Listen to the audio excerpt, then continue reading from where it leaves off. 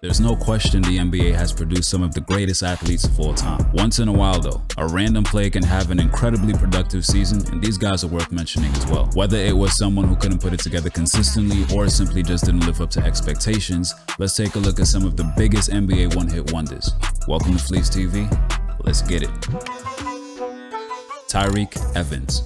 When the Sacramento Kings drafted Tyreke Evans, they selected a dynamic combo guard that could score well and distribute the ball. Quickly establishing himself as a promising young player, Evans won the Rookie of the Year award, averaging 20 points, 5 rebounds, and 5 assists. Evans had a respectable career, scoring nearly 16 points per game, but he is still widely considered a one-season wonder as his lack of shooting limited his ability to follow up his rookie season. Evans' time in the NBA was full of injuries that affected his performance on the court, but his league suspension for drug use was the final nail in the coffin. Aaron Brooks. After becoming a full-time starter during his third season, Aaron Brooks was named the NBA's most improved player. He helped the Rockets achieve a 42-40 record with his 19 points and 5 assists, showing off his three-point shooting skills, which he carried over from his playoff run just the previous season. Despite his impressive performance this year, Brooks was never able to repeat that success, having just a couple of decent seasons after spending time in China. Perhaps if he came into the league today, Aaron Brooks would have been a more dangerous offensive player, as his scoring abilities and three-point shooting would be way more valuable in today's NBA. Barros.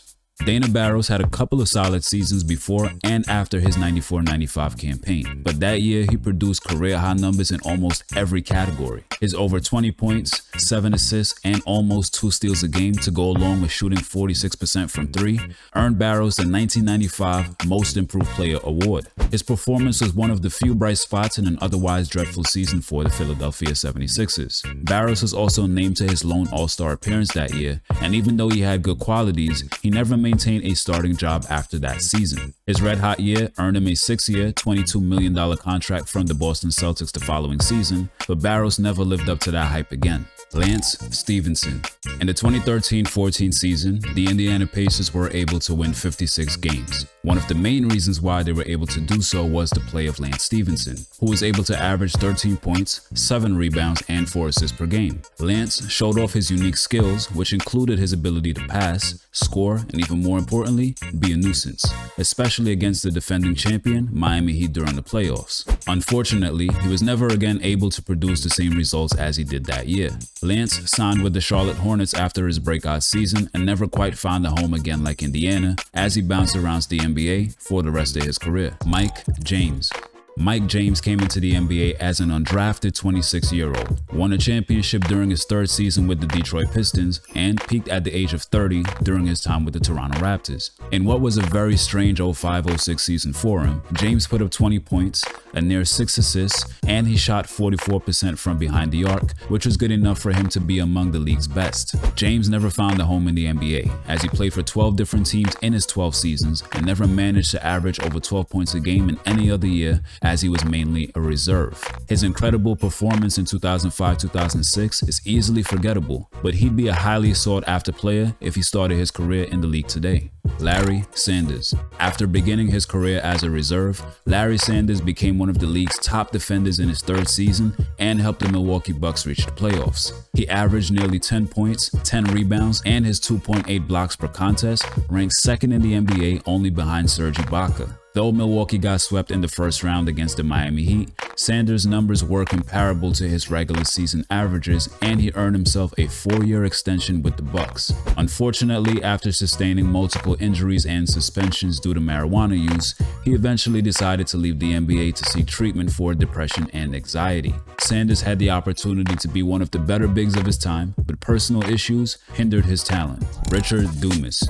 During his first season in the NBA, Richard Dumas was able to average 15.8 points for the Phoenix Suns, the team that went on to face the Chicago Bulls in the NBA Finals. Dumas was the Suns' 4th leading scorer behind Charles Barkley, Dan Marley, and Kevin Johnson, and even posted a 25-point Game 5 performance and was able to score double digits in each of the team's games. Before his debut, he was suspended by the league for substance abuse and also received his second suspension in 1993-1994, which cost him all of the season. Dumas only managed to appear in 54 games following his troubles, averaging a measly 6 points for the remainder of his career. Michael Carter Williams.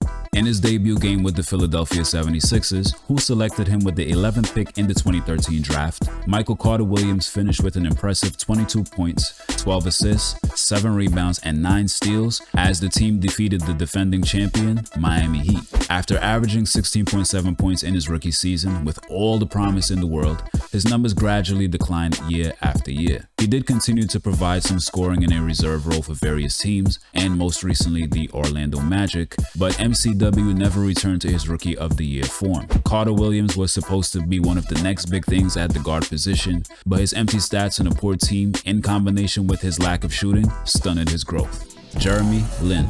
In 2012, Jeremy Lin led the New York Knicks to a remarkable 7-game winning streak.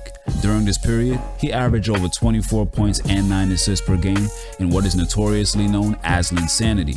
Lin had some incredible performances against some of the best players in the league, such as Kobe Bryant, a game-winning triple in Toronto, and almost single-handedly got the Knicks into the playoffs. However, a season-ending injury prevented him from continuing his impressive run in the postseason, and he signed a huge contract with the Houston Rockets the following summer. Lin had a couple of solid seasons in the NBA, but his knees were never the same, and the added pressure of performing as well as he did during his time in New York led to a lot of scrutiny. He was able to enjoy his time in the league, but he always experienced setbacks whenever he started to feel comfortable, but was lucky enough to finally end his career with the championship team in 2019. So a lot of the guys on this list, like Tyreke Evans for example, simply just didn't live up to expectations. But that's just showcasing one player. What about the teams that had the opportunity to win it all and just fell short? Check this out if you want to see the most underachieving teams in NBA history. Thank you guys for watching. See you guys next time. Peace out.